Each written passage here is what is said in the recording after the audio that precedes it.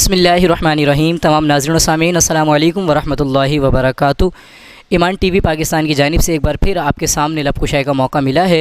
अगर आप इसमें मेरी कोई गलती को पाएँ तो मेरी ज़रूर इस्लाह फ़रमाएँ। अल्लाह तबारक व तआला हम सब को दीन मतीन की सही समझ अता फ़रमाए और अपने ज़िंदगियों को कुरान और सुन्नत के मुवाफ़िक़ गुजारने की तौफ़ीक़ अता फ़रमाए।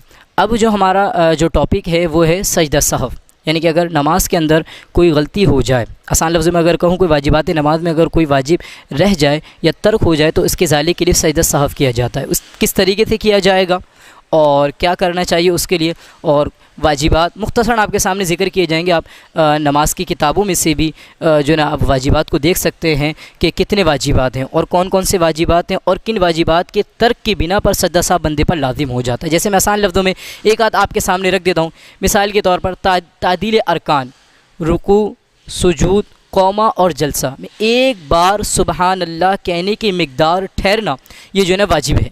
अगर कोई शख्स नहीं ठहरा और जल्दी जल्दी में जो है अरकान को अदा करते हैं, मिसाल के ऊपर जैसे ही मिसाल के तौर पर मैं आपके सामने करके दिखाता हूँ। जैसे ही हम रुकू में गए, अभी एक बार सुबहान अल्लाह कहने की मिक़दार ठहरे नहीं थी कि फ़ौरन खड़े हो गए। एक बार सुबहान अल्लाह, फिर मैं बात को दोहरा देता हूँ, एक बार सुबहान अल्लाह कहने की मिक़दार ठहरे नहीं थे, खड़े हो गए। इसी तरह सजदे के अंदर भी तस्बीहात एक बार भी नहीं पड़ी थी कि फ़ौरन, जिस तरह एक चूज़े को आपने देखा होगा दाना चुगता है, अगर इस अंदाज से जो है अगर बस जल्दी जल्दी नमाज अपने सर से उतारने का सिलसिला हो रहा है तो तादील अरकान को अगर आसान अंदाज में नहीं किया जाए, एक बार सुबहान अल्लाह कहने की मिक़दार उसमें ना ठहरा जाए तो सजदा सहव वाजिब हो जाता है।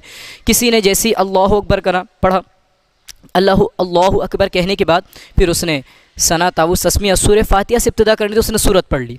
सूरत की इब्तिदा अगर एक आयत पढ़ ली है, एकदम से याद आया पहले सूरह फातिहा पढ़, अगर एक आयत पढ़ ली है तो फिर सूरत में उसको दोबारा से सूरह फातिहा वगैरह से पढ़ना पड़ेगा और आखिर में सजदा सहव करना होगा। सूरह फातिहा की हर आयत का पढ़ना लाजिम और वाजिब है, इसमें एक लफ्ज़ भी अगर छूट जाए। इसी तरीके से अगर आप अत्तहियात में बैठे हुए हैं और अत्तहियात पढ़ने के बाद और कायदा उला है, यानी कि 4 रकात नमाज है, उसके अंदर 2 रकात के बाद जब बैठते हैं तो उसको कायदा उला कहा जाता है। 4 रकात नमाज है, 2 रकात के बाद बैठने को कायदा उला कहा जाता है और उसके अंदर सिर्फ़ और सिर्फ अत्तहियात पर इक्तफ़ा किया जाता है। अब आपने अत्तहियात पढ़ी, अत्तहियात के बाद ये याद रख लीजिए ये सुन्नत फ़र्ज़ का मसला है, नफिल के अंदर और भी ज़्यादा पढ़ा जा सकता है, तो लिहाजा मैं आपको समझाने के लिए जिक्र कर रहा हूँ। 4 रकात नमाज में 2 रकात के बाद जब बैठेंगे तो उसको कायदा उला कहा जाता है। अत्तहियात पढ़ने के बाद अब आपने खड़े हो जाना है तीसरी रकात के लिए। लेकिन अगर किसी शख्स ने इतना भी पढ़ लिया अल्लाहुम्मा सल्ली अला सय्यिदिना मौलाना मुहम्मद, तो उस पर भी जो है ना सजदा सहव वाजिब। इस वजह से नहीं कि उसने दुरूद शरीफ पढ़ा, बल्कि इस वजह से उस पर सजदा सहव वाजिब हो जाएगा या उसको सजदा सहव करना होगा, अपनी नमाज को दुरुस्त करने के लिए इसका सिलसिला करना होगा कि उसने क़याम के अंदर ताख़ीर कर दी है। तो अल्लाह तबारक व तआला हम सबको सही समझता। बाकायदा आपको प्रैक्टिकली तौर पर भी मैं आपको बताऊंगा कि अगर कोई गलती हो जाती है, और लेकिन देखें इसके अंदर यही बात मैं आपको जिक्र कर दूं कि पहले आपको ये पता होना चाहिए कि वाजिबात नमाज कितने हैं और कौन कौन से हैं। जब पता ही नहीं होगा तो फिर हम आम तौर पर नमाज़ पढ़ रहे हैं और अगर तर्क भी हो रहे हैं, सजदा सहव नहीं कर रहे हैं, तो फिर इस सूरत में गुनाहगार कहलाएंगे और वो हमारी नमाज़ें उनका लौटाना हम पर वाजिब था, क्योंकि अगर सजदा सहव से उसका इज़ाला नहीं किया गया तो वो नमाज़ें हम पर लाजिम रहेंगी, उसका लौटाना, उसका इआदा वाजिब रहेगा। और इस सूरत में अगर नहीं करेंगे तो गुनाहगार कहलाएंगे। तो वही कि वाजिबात नमाज जो है वो आप बाकायदा नमाज की किताबों से बाकायदा आप देख सकते हैं, उनको याद कर लीजिए, ताकि अगर नमाज के अंदर कोई गलती हो जाती है तो आपको जो बताया जाए उस अंदाज से अपनी नमाज की गलती को दुरुस्त किया जाता है। यानी कि अगर कोई वाजिब तर्क हो जाए, सजदा सहव किस तरीके से किया जाएगा।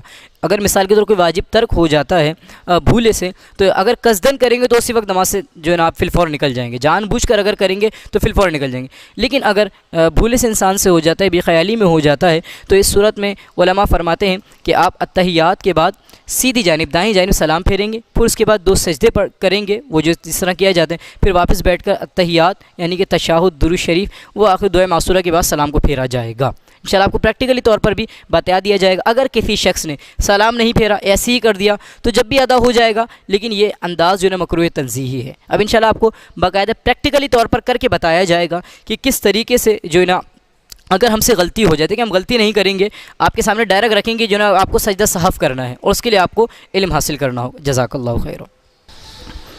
आऊज़ु बिल्लाहि मिनश शैतानिर रजीम, बिस्मिल्लाहिर रहमानिर रहीम। इससे कबल जो हमने अभी वीडियो बनाई है उसमें आपने देखा कि सजदा सहव के बारे में और बाकायदा हदीस रसूल सल्लल्लाहु अलैहि वसल्लम भी है कि एक मरतबा नबी करीम सल्लल्लाहु अलैहि वसल्लम 2 रकात पढ़ाई, उसके बाद आप खड़े हो गए, फिर आपने आखिर में सजदा सहव किया। तो ये बाकायदा ये आका करीम अलैहिस्सलाम से गलती हो जाना ये वो बात नहीं है, बल्कि तालीम उम्मत के लिए है कि आने वाली उम्मत से भी नमाज के अंदर गलतियाँ हो सकती हैं, कोई कजी कोई कमी हो सकती है। तब उसका इजाला किस तरीके से किया जाएगा, तो जैसे बताया कि उसके लिए अगर कोई वाजिब तर्क हो जाए तो फिर आपने सजदा सहव करना होगा। अब मैं एक दो मिसाल के तौर पर आपको बताता हूँ कि अगर वाजिब तर्क हो जाए, जैसे मिसाल के तौर पर मैंने जैसे ही अल्लाहु अकबर कहा, अल्लाहु अकबर कहने के बाद मैंने सना पढ़ी, उसके बाद ताऊस तस्मीह, उसके बाद सूरह फातिहा शुरू की, अल्हम्दुलिल्लाहि रब्बिल आलमीन। अब आगे की सूरत क्या है, आगे की आयत अर्रहमान, वो आ नहीं रही मेरी याद, मुझे याद नहीं आ रही, पढ़ने लफ्ज़ ज़बान पे नहीं चढ़ रही है। यहाँ तक कि सूरह फातिहा की एक आयत पढ़ने के बाद दूसरी आयत के दरमियान 3 बार सुबहान अल्लाह कहने की मिकदार इतना फासला हो गया। मिसाल के तौर पर करके बताता हूँ, अल्हम्दुलिल्लाहि रब्बिल आलमीन,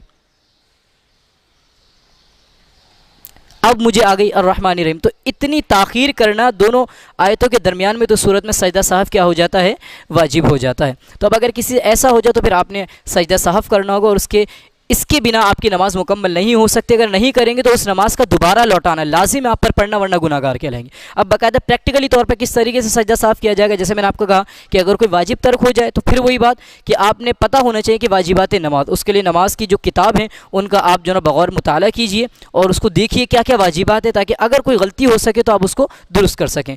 एक बार समझ लें सजदा साफ़, अगर कोई गलती हो जाती है अत्तहियात में बैठने के बाद, अत्तहियात पढ़ने के बाद दाहिनी जानिब यानी सीधी जानिब सलाम फेरेंगे, फिर 2 सजदे करेंगे। आप देख लीजिए, मिसाल के तौर पर मुझसे गलती हो गई है, अब मैं बैठा हूँ कायदा अखीरा के अंदर, अब अत्तहियात पढ़ी जाएगी। अत्तहियात को पढ़ने के बाद जैसे अत्तहियातु लिल्लाहि वस्सलावातु वत्तय्यिबातु अस्सलामु अलैका अय्युहन नबिय्यु व रहमतुल्लाहि व बरकातुहु अस्सलामु अलैना व अला इबादिल्लाहिस सालिहीन अशहदु अल्ला इलाहा इल्लल्लाहु व अशहदु अन्ना मुहम्मदन अब्दुहु व रसूल। यहाँ तक पढ़ने के बाद फिर सीधी जानिब सलाम फेरा जाएगा, फिर 2 सजदे। किस तरीके से वह मुझे देखेंगे। पूरी अत्तहियात कंप्लीट करने के बाद अस्सलामु अलैकुम व रहमतुल्लाह, अल्लाहु अकबर, सुब्हान रब्बियल आला, सुब्हान रब्बियल आला, सुब्हान रब्बियल आला, अल्लाहु अकबर,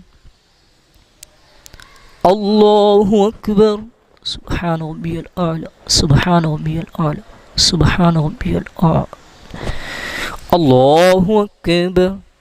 ये है समझ लें सजदा साहब। उसके बाद फिर आपने पूरी फिर दोबारा तहियात पढ़नी है, फिर दुरूद शरीफ पढ़ा जाएगा, फिर कोई दुआए मासूरा रब्बी जालनी पढ़ना चाहें, अल्लाहुम्मा रब्बना आतिना, जो हदीस के अंदर दुआएं वारिद हैं उनको पढ़ना चाहें। उसके बाद आपने सलाम फिर देना। इस तरीके से आपकी नमाज दुरुस्त हो जाएगी। और अगर कोई कमी हो, कोई कजी हो, तो बाकायदा उलमाए दीन से रब्ता कीजिए, हमारी भी इस्लाह कीजिए। अल्लाह करीम हम सब को दीन का हसन अंदाज में काम करने की तौफीक अता फरमाए। वाखिर दावाना अनिल हम्दुलिल्लाहि रब्बिल आलमीन।